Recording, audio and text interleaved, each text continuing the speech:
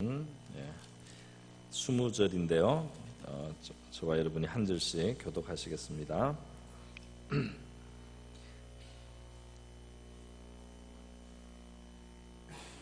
내가 전심으로 여호와께 감사하오며 주의 모든 기이한 일들을 전하리이다.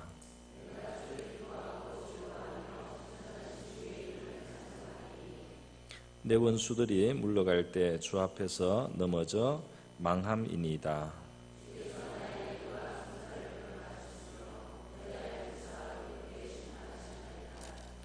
이방 나라들을 책망하시고 악인을 멸하시며 그들의 이름을 영원히 지우셨나이다.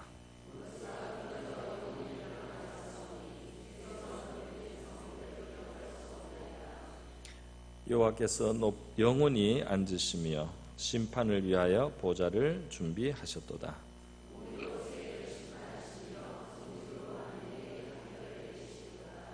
여호와는 압제를 당하는 자의 요새시요 환난 때의 요새시리로다.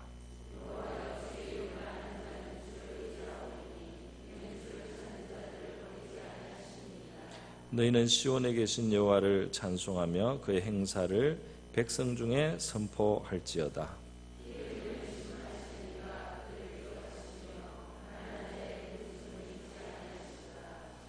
여호와여 내게 은혜를 베푸소서. 나를 사망의 문에서 일으키시는 주여, 나를 미워하는 자에게서 받는 나의 고통을 보소서.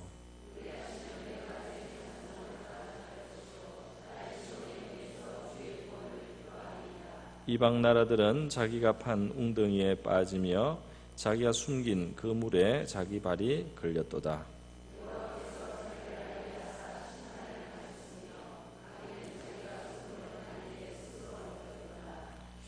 악인들이 스올로 돌아가며 하나님을 잊어버린 모든 이방 나라들이 그리하리로다.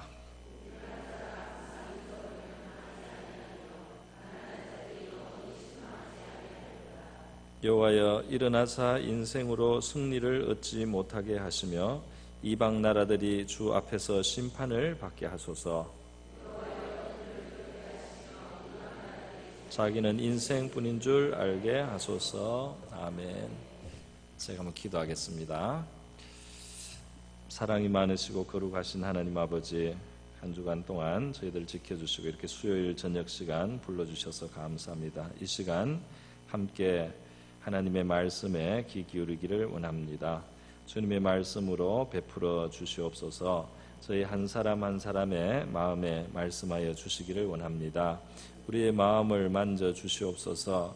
은혜와 사랑의 하나님, 오늘 이 시간 우리 한 사람 한 사람을 하나님의 은혜 날개 그늘 아래 품어주시기를 원하옵나이다. 우리의 심령을 소성케 하여 주시옵소서. 새 힘을 주시옵소서.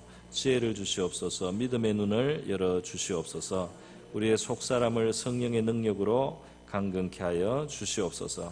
할렐루야. 감사합니다. 주님, 우리가 하나님의 말씀으로 배우고 또 교훈을 받고 우리의 마음속에 믿음을 얻어서 우리 이전에 주님을 찬양하고 또 노래하고 기도했던 옛 신앙인들의 발자취를 따라갈 수 있게 하여 주시옵소서.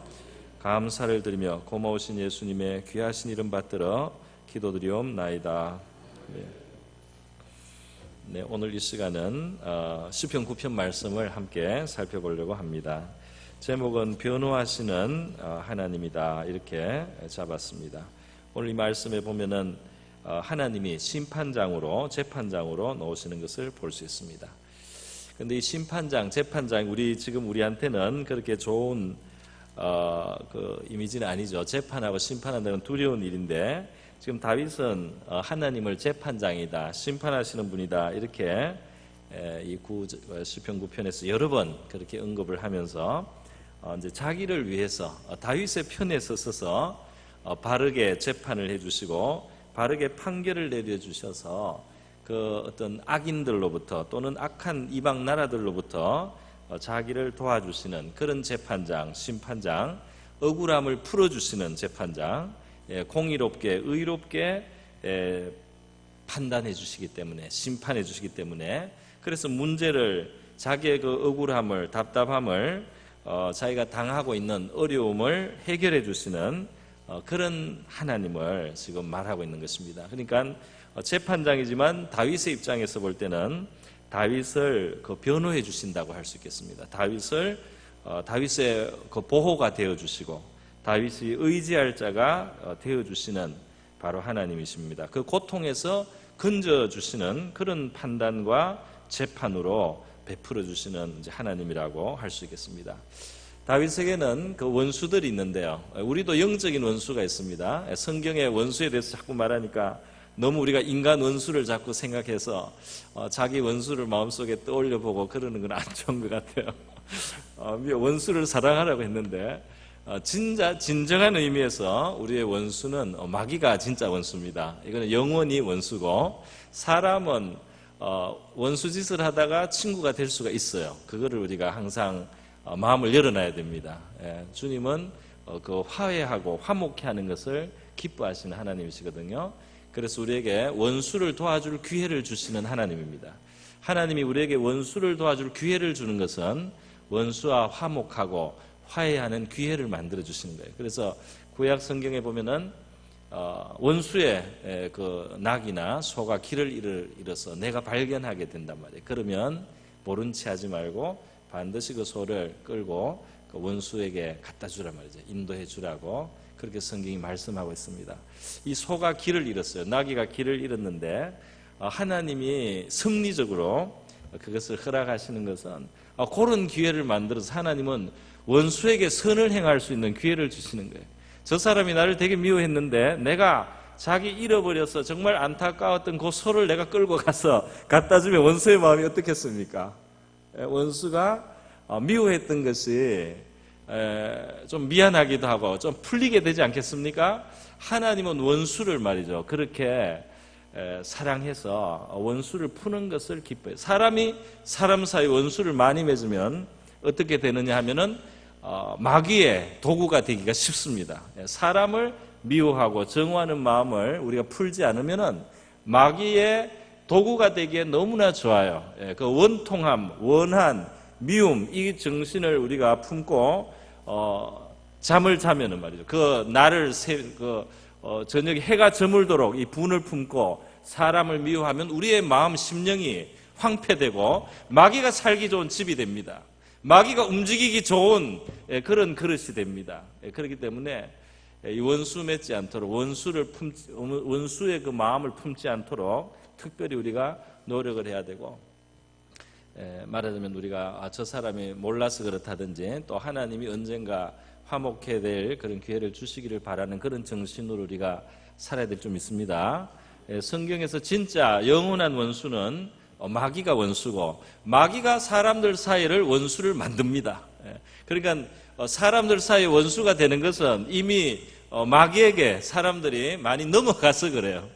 사람들 사이에 이해하지 못하게 하고 오해하게 하고 미워하게 하고 이렇게 하는 것은 마귀가 대단히 기뻐하는 것이고 마귀의 대성공입니다. 그러니까 마귀를 성공시켜주면 안 됩니다. 성도들은 마귀를 성공시키면 안 돼요. 그렇기 때문에 원수를 위해서 기도하라. 예수님 말씀하지 않습니까? 원수를 위해서 기도해주고 원수를 축복해주고 원수에게 선물을 주고 말이죠. 원수에게 안부 전화를 하고 원수를 선대하라는 겁니다. 선으로 악을 이기라. 할렐루야. 선으로 악을 이기라. 이것을 위해서 너희가 부름을 받았다. 그렇게 성경이 말씀하고 있어요. 그런데 이제 그래서 우리 신약의 성도들은 이렇게 원수에 대해서 영적인 의미로 더 해석을 하고 살아갈 수 있습니다. 그런데 이제 다윗이 경험했던 그 삶 속에 다윗을 괴롭혔던 그 원수들에 대한 그 현실도 또 다윗의 경험이기도 해요. 다윗의 원수는 크게 두 종류가 있었는데 오늘 본문에 보면은 거듭해서 이방 나라들이라는 표현도 나오고 또 악인이라는 표현이 나옵니다.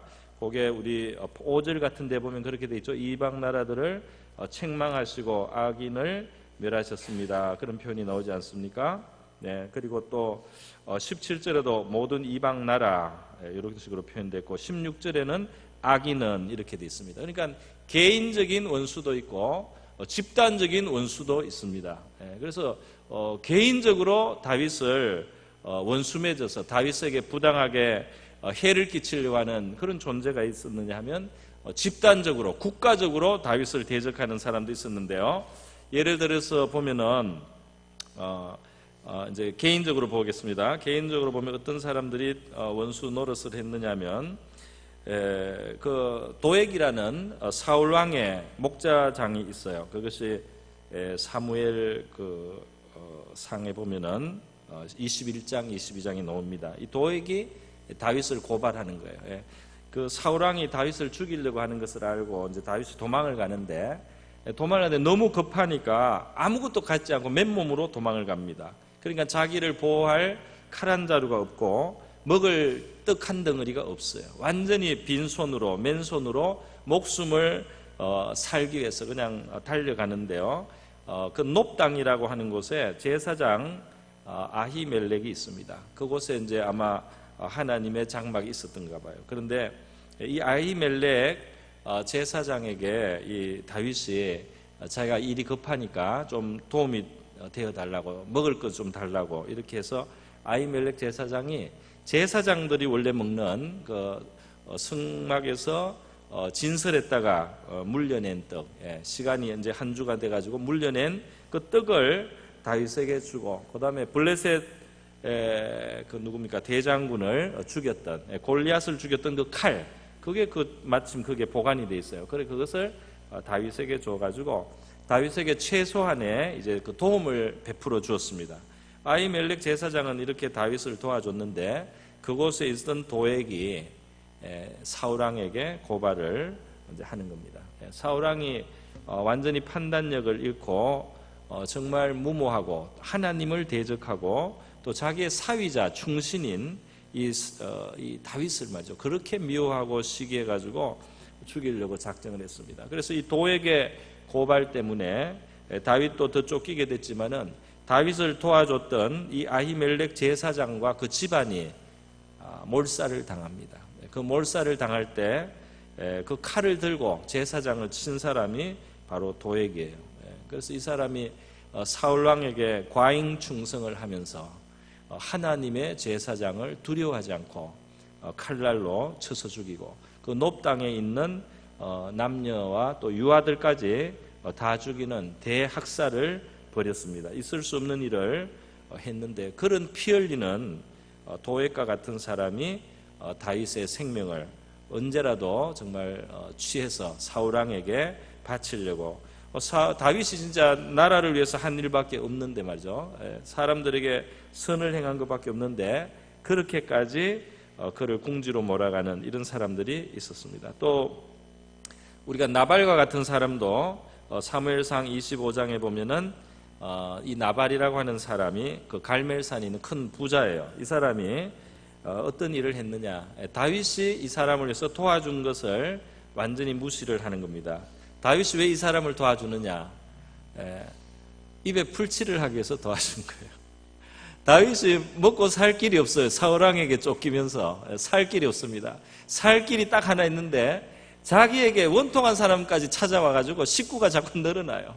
이스라엘에 원통한 일을 당한 사람이 이 다윗 밑에 자꾸 찾아와서 같이 살 좀 돌봐달라고 자꾸 의탁을 하니까 자기도 생명부지하기가 어려운데 책임져야 될 사람이 자꾸 많아집니다. 먹여 살려야 될 입이 많은 거예요. 그러니까 다윗의 이 짐이 무거워요. 그래서 다윗은 어떤 그 목사님은 그렇게 말씀하는 걸 제가 듣고 참 좋은 해석이라고 생각했는데, 뭐냐면 다윗이 굉장히 억울한 일을 사실 당하고 있는 겁니다. 나라를 위해서 좋은 일 한 것밖에 없고 자기는 왕에 대해서 어떤 뭐 찬탈하려거나 이런 안 좋은 생각 없는데 사울 왕이 그렇게 자기를 죽이려고 하잖아요. 그래서 도망다니고 생명을 가까스로 부지하면서 이게 살아갈 때 마음속에 우리가 만약에 시간이 있어서 말이죠, 깊이 그 생각을 하면은 억울하고 원통합니다. 굉장히 억울한 거죠. 굉장히 원통한 거죠. 굉장히 서운한 거죠. 굉장히 정말 억울합니다. 마음이 무너질 것 같이 억울한 거예요. 자기는 악의가 전혀 없는데 그렇게 자기가 이렇게 해를 받아야 되고 고통을 당해야 되고 정말 뜨돌이가 돼가지고 머리 둘 곳이 없이 이렇게 오늘 하루도 길에서 노숙을 하면서 이렇게 지내야 된다는 것이 말이죠. 거지나 마찬가지예요. 거지나 마찬가지입니다. 홈리스입니다. 그렇게 동굴에 가서 살고 말이죠. 이렇게 생명을 부지하면서 살 때 만약에 다윗에게 사람들이 자꾸 찾아와서 다윗의 도움을 받으려고 하는 거예요. 다윗에게 먹여달라고 그러고 보호해달라고 하니까 다윗이 그것 때문에 신경이 써야 될 일이 많아가지고 자기 원통한 거를 좀 잊고 지냈다. 여러분 어떻게 생각합니까? 만약에 다윗이 자기 밑에 사람들이 자꾸 찾아와서 도와달라고 하는 사람들이 없었으면은 가만히 만약에 조용한 밤에 가만히 생각을 해보면 내가 어떻게 이렇게 억울한 일을 당하고 있는가, 내가 어떻게 이렇게 원통한 일을 당하고 있는가, 그거를 만약에 가만히 묵상을 했으면 속이 막 다 탔을 겁니다. 속이 그냥 막 시커멓게 되고 속에 그냥 독이 가득히 차고 악이 그냥 꽉 찼을 거예요. 그런데 살아가는 게 너무 바빠요. 당장 오늘 먹어야 되고 먹여야 될 식구들 있고 신경을 써야 되는, 돌봐줘야 되는 사람 너무 많아요. 또 원통한 일을 당한 사람들인가 그 사람들 형편도 좀 들어줘야 되고 그 사람들 이야기하는 거 듣다 보면은 자기 일을 잊습니다. 그렇게 다윗이 어려운 사람들을 붙여준 것도 하나님의 은혜다. 할렐루야. 그래서 여러분 우리가 다른 사람들 신경 써줘야 되는 자리가 복된 자리인 줄 믿습니다. 아무 다른 사람에게 신경 쓰지 않고 말이죠. 내가 행복하냐 안 행복하냐 말이야. 내가 억울하냐 안 억울하냐 요거 생각하는 사람들이 정신병 걸립니다. 내가 행복해야 되는데 왜 내가 요거밖에 지금 못 누리느냐 말이야. 내가 왜 이렇게 억울한 취급을 당하느냐 요거 생각하는 사람들이 정신이 병이 드는 거예요. 정신이 병이 들고 안 좋게 됩니다. 우리의 인생에 하나님이 적당히 짐을 지우고 무게를 주고 돌봐야 될 인생들이 주변에 붙어가지고 내가 바쁘고 정신이 없이 살아가는 것이 어떤 때는 정말 우리 정신을 지켜주고 말이죠. 우리를 보호해주고 우리가 건전하게 살아갈 수 있도록 도와주는 도움이 될 수 있다는 것입니다. 여러분 어떻게 생각하세요? 그래서 말이죠. 자기를 잊고 다른 사람을 돌보도록 제일 억울한 그 시기에 하나님은 다윗을 고른 자리에 두셔가지고 고른 자리에 두셔서 뭐 원통한 일 당한 사람 계속 찾아옵니다. 몇 명인 줄 아시죠? 400명이었다가 나중에 600명으로 불어나요. 그러니까 600명 원통한 일 당한 사람들 이야기 들어주는데 최소한 하루에 한 사람씩 들어도 2년 정도 걸립니다. 그렇게 시간도 걸리고 말이죠. 그리고 참 억울하구나. 너도 그런 억울한 일을 당했네. 이렇게 공감도 하면서 지나면서 다윗이 그리고 위로를 해야 되잖아요, 그죠? 위로도 해주고 이러다 보면 자기 서운한 거고만 좀 잊어버리고 말이죠. 그렇게 하면서 오히려 다윗은 영적으로 깨어 있으면서 지낼 수 있지 않았느냐 말이에요. 오늘 하나님이 여러분 중에 혹시 공감되는 분은 지금 살기가 바빠가지고. 내가 먹여 살려야 되는 사람들 때문에 내가 챙겨줘야 되는 사람 때문에 내가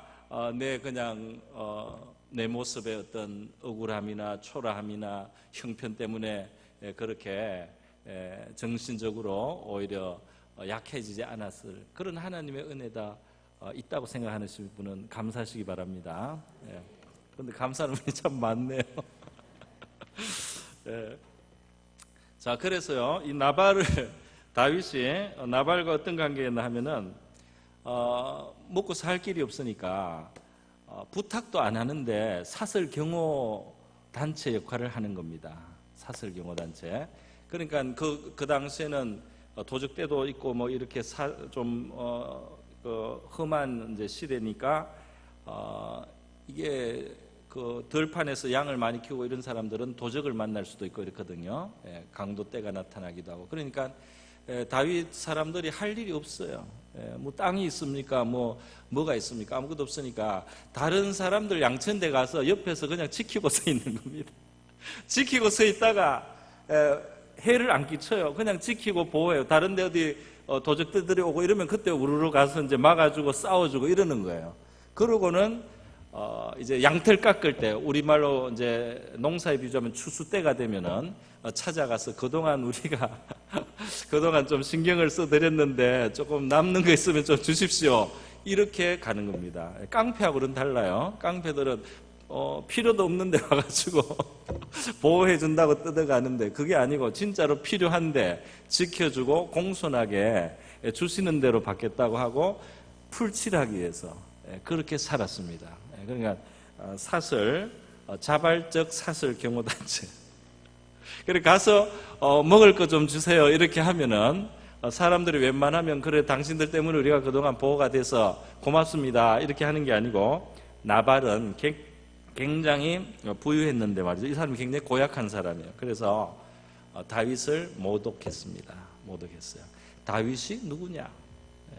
또 이새의 아들이 누구냐? 이렇게 하면서 다윗의 그 사환들이 가서 양식을 부탁했거든요. 그러면서 요즘에 주인을 떠나서 떠돌아다니는 종들이 많다고 하더라. 이렇게 모욕을 했습니다. 사울왕을 떠나서 다윗이 지금 떠돌아다니는 거예요. 마치 도망간 종 취급을 이제 하는 거예요. 다윗은 안 그래도 억울하게 당하면서 지금 생명을 위해서 억울하게 피신을 하고 있는데, 주인을 떠나서 지 가고 싶은 대로 떠돌아다니는 종 정도로 이렇게 다윗을 모독을 했습니다. 다윗이 굉장히 그때 화가 나서 한번 칼을 뽑을 뻔했습니다. 그런데 그 나발의 아내 지혜로운 아비가일이 막았기 때문에 안 했죠. 그런 모독을 당하는 거예요. 왜 그렇습니까? 처지가 낮으니까. 처지가 낮으니까 을이잖아요. 진짜 어디 진짜 자기 게 없습니다. 빈손 빈털털이기 때문에 남에게 자기가 말하자면 진짜 그야말로 빌어붙어서 살아야 되는 거예요. 그렇게 다윗은 살았다 이 말입니다. 그런데 멸시를 당하는 그런 개인적인 모독하는 사람들이 다윗의 삶 속, 그 외에도 더 있습니다. 성경에 보면 더 있는데 제가 그런 몇 사람 예를 들었습니다. 두 사람. 나라적으로도 그래요. 나라적으로도 다윗을 모독하고 원수 맺은 사람들이 있어요. 다윗이 뭐 그들을 잘못한 것이 아닌데, 사무엘하 10장에 보면 암몬 나라에 이제 그 원래 왕이 있었는데 나하스라는 왕이 죽어서 이제 장례식을 하고 그 아들 하눈이 왕이 되었습니다. 그래서 다윗은 그 이전에 거래가 있었기 때문에 예의를 갖추어서 이 조문 사절을 보냈어요. 조문 사절을 보냈는데 이 하눈이라는 새 왕의 그 신하들이 이거는 우리나라를 엿보기 위해서 보낸 간첩들, 이게 이제 정탐꾼들입니다. 이거를 그냥 우리가 조문 온 것으로 순수하게 봐서는 안 됩니다. 이렇게 하고는요, 그냥 거의 돌려보냈으면 좋았는데 모독을 했어요. 그래서 그 당시에 이 수염을 남자들이 이제 건의의 상징으로 했는데, 이 수염을 잘랐는데 반쪽만 잘랐어요. 어떻게 반쪽 잘랐는지, 요렇게 반쪽을 잘랐는지 요렇게 반쪽을 잘랐는지는 모르겠어요. 그래서 반쪽을 잘랐다고 돼 있어요. 하여튼 그런데다가 옷을 말이죠, 중동볼기를 잘랐다. 이거는 엉덩이가 드러나게 옷을 이렇게 그 로브 뭐 이거 치마 같은 옷이잖아요. 그런데 그거를 엉덩이에 히프가 드러날 정도로 잘라가지고 미니로 만들어가지고 보냈어. 그러니까 이 조문 사절이 완전히 진짜 모욕을 당해도 크게 당한 겁니다. 그렇게 조문 사절이 온다는 이야기를 듣고 지혜롭고 또 의로운 이 다윗은 말이죠, 조문 사절이 자기 앞에 오는 것을 말려요. 그 부끄러운 모습으로 궁정에 들어와서 왕의 눈에 보이고 사람들 눈에 보이는 걸 막습니다. 그래서 그 들어와서 수염이 자랄 때까지 있다가 와라고 이렇게 굉장히 자상합니다. 다윗이. 그 수염이 자랄 때까지 나한테 안 와도 된다, 리포트 받은 걸로 됐다 하고는 두고는 옷은 이제 입게 하고, 나중에 수염 자라면은 자기 앞에 와서 이제 정식으로 또 이야기를 듣게 됩니다. 그렇게 다윗이 그 암몬 왕에게 모독을 당한 경우가 있어요. 나중에 전쟁을 해서 이제 또 승리를 하긴 합니다. 그 외에도 또 블레셋이라는 이 다윗과 혹은 이스라엘과 참 영원한 원수 관계인 이 블레셋이 있죠. 그래서 다윗이 사실 왕 되자마자 제일 먼저 바로 그냥 블레셋이 쳐들어왔어요. 왜 쳐들어왔느냐? 다윗이 기름 부음 받았다, 그 소식이 들리자마자 블레셋이 쳐들어왔는데, 기선을 제압하기 위해서 왕이 누가 됐다 하니까 대번에 쳐들어왔습니다. 그래서 전쟁을 하고 한 번 한 다음에 좀 있다가 다시 와서 또 하고, 그러니까 초반에 그냥 밟아가지고 굴복을 시키려고 블레셋은 단단히 벼렀어요. 이 다윗을 대적했던 것입니다. 여러분, 이렇게 다윗은 어떤 개인이나 어떤 단체, 국가 이런 원수들을 그 삶을 통해서 경험을 하면서 이 사람은 진짜 몸부림치면서 하나님 앞에 기도하지 않을 수가 없었고 깨어있지 않을 수가 없었고 정말 굉장히 험악한 그런 세월을 살았지만은 믿음으로 살 수 있었단 말이죠. 그 가운데 하나님이 지켜주시고 함께 하신 줄 믿습니다.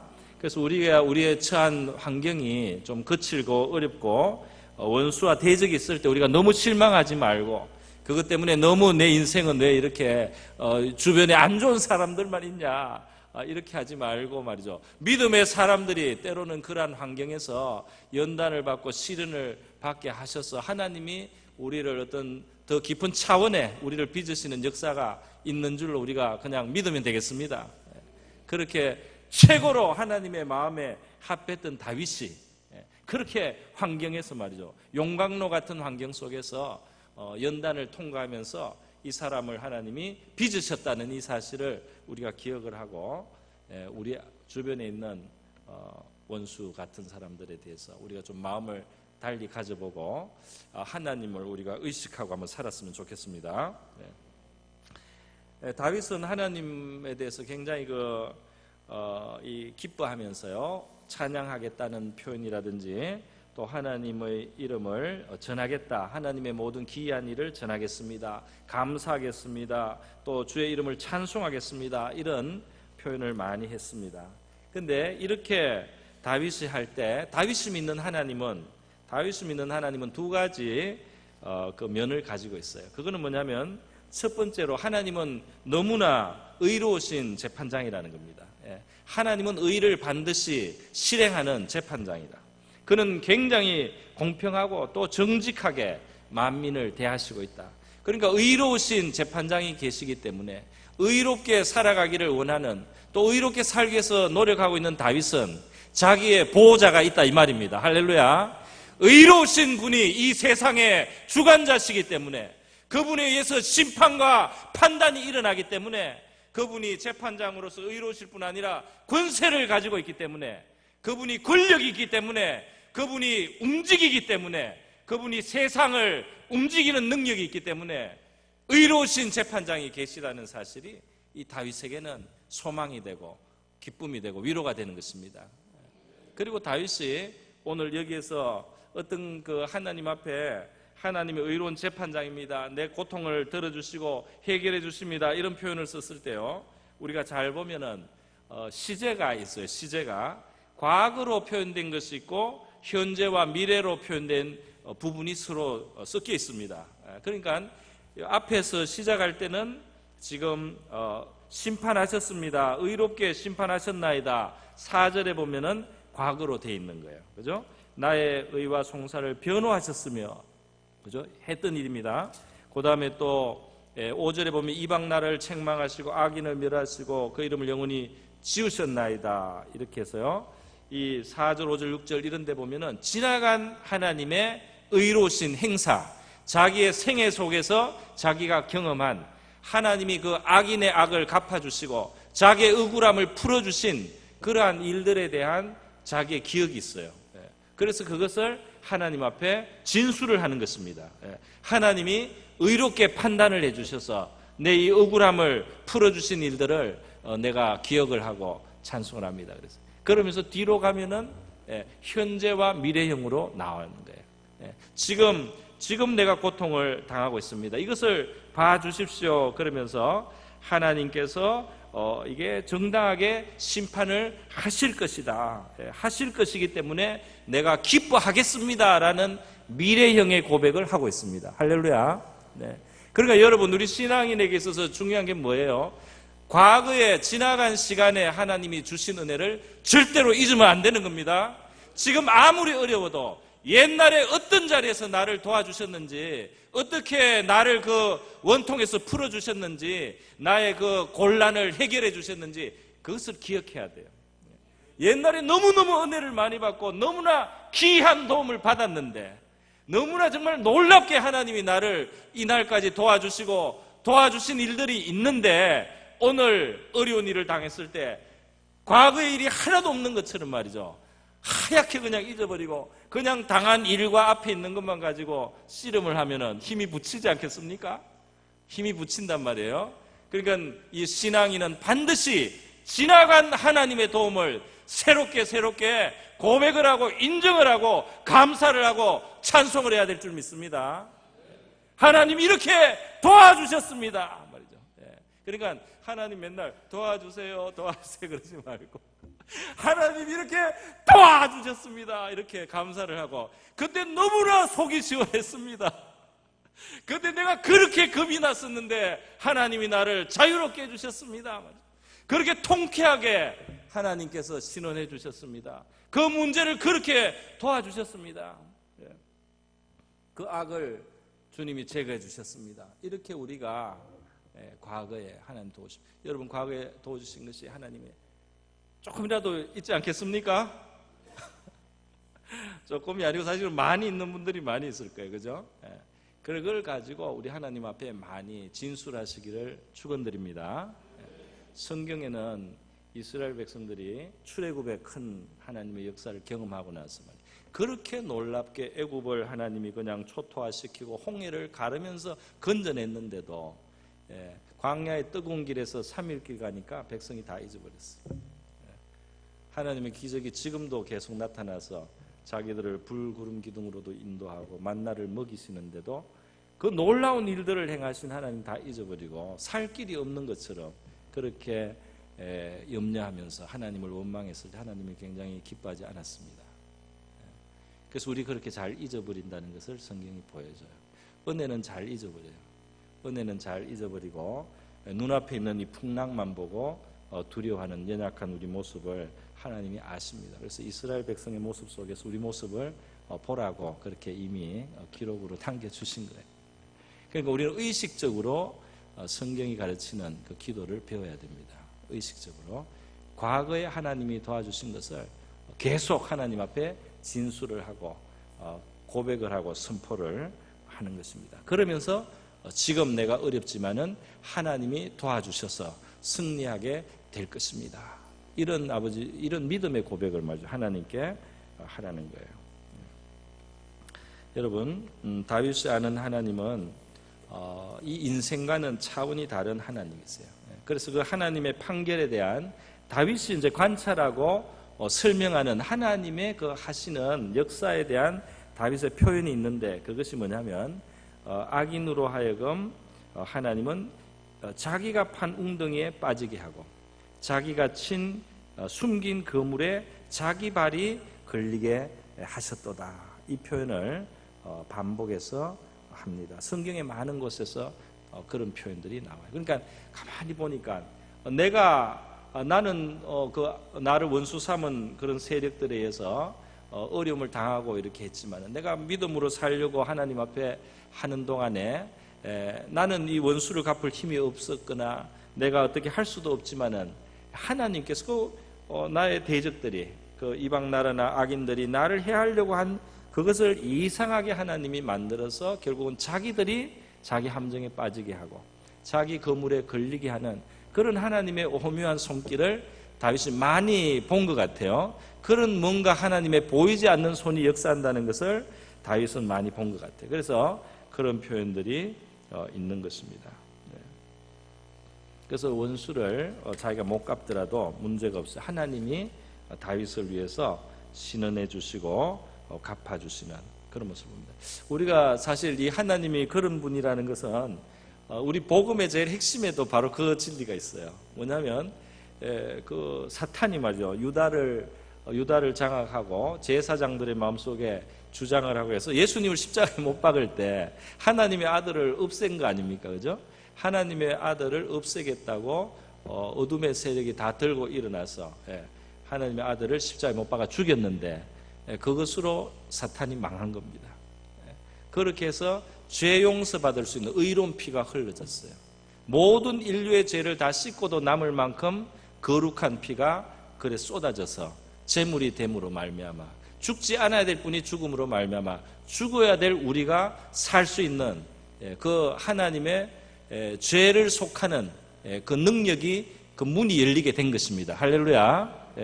죽지 않아야 될 분이 죽게 되므로 죽어야 될 사람들이 살 길을 얻는 구원의 문을 하나님이 열어주셨어요. 할렐루야. 그러니까 사탄이 굉장히 교활하고 지혜로운 것 같지만은 크게 보면은 무지하고 어리석은 것입니다.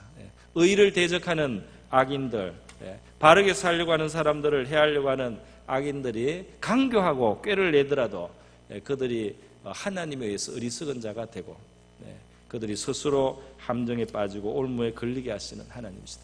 다윗은 그의 생애 속에 이것을 경험했습니다.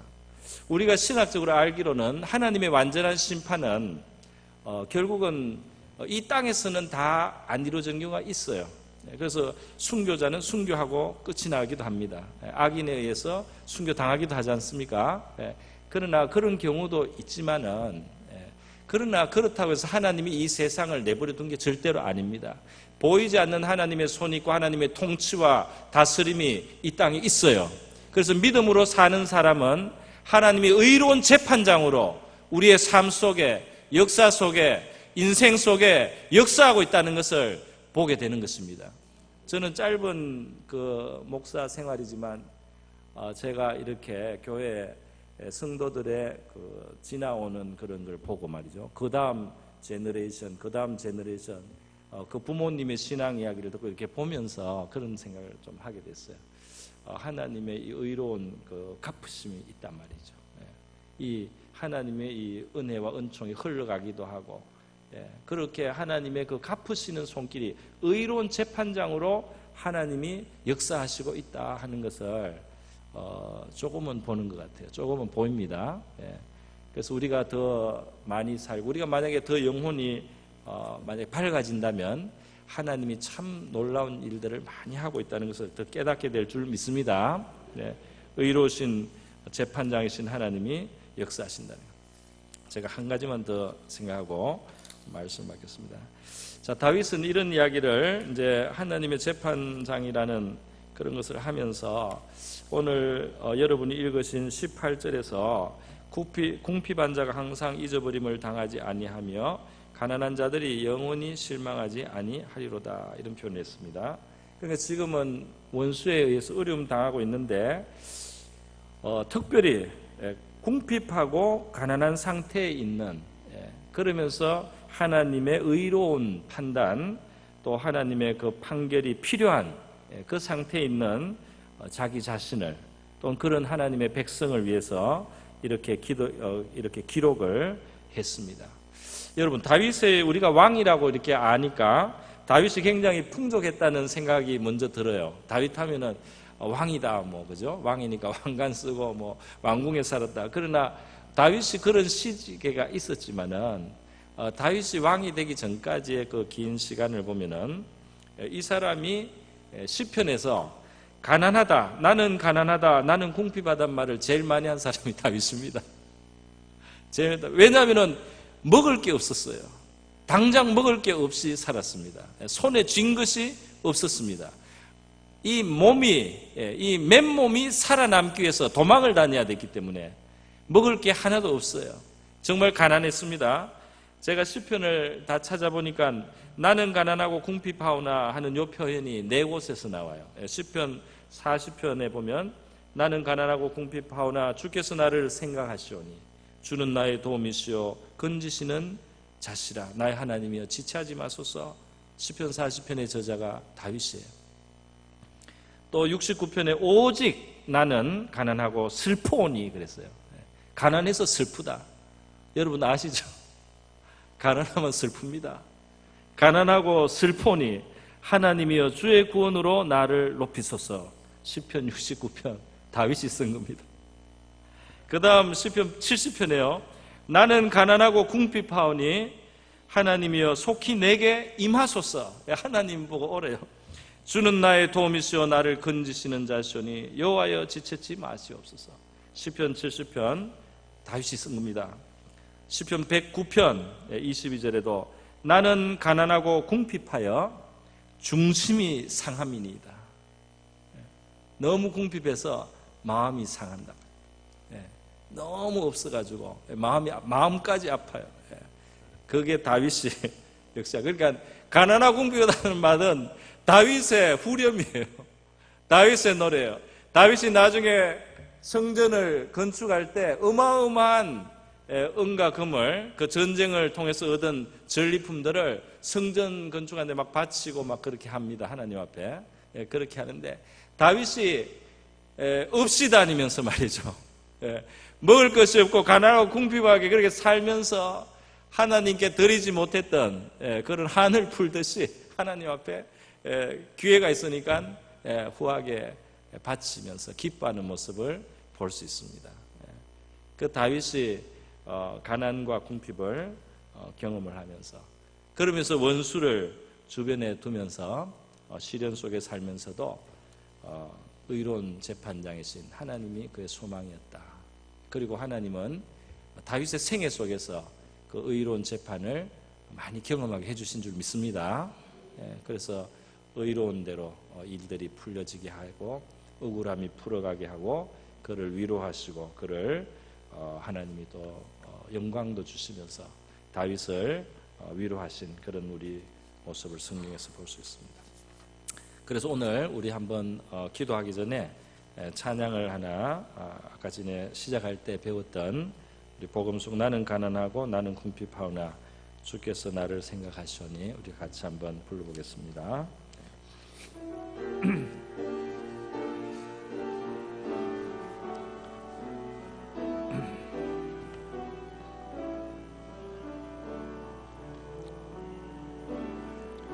나는 가난하고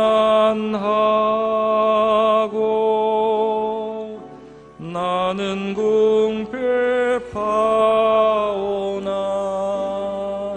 주께서 나를 생각하시오니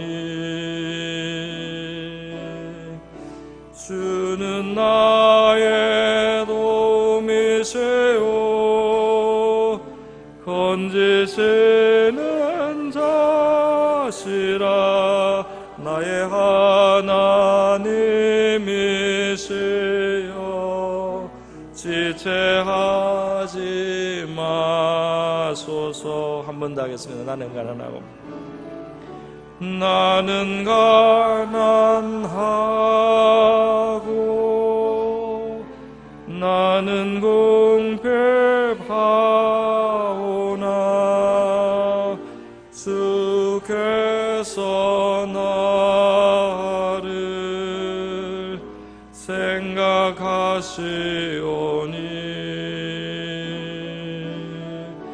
주는 나의 도움이시오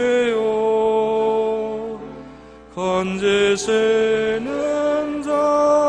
자시라 나의 하나님이시여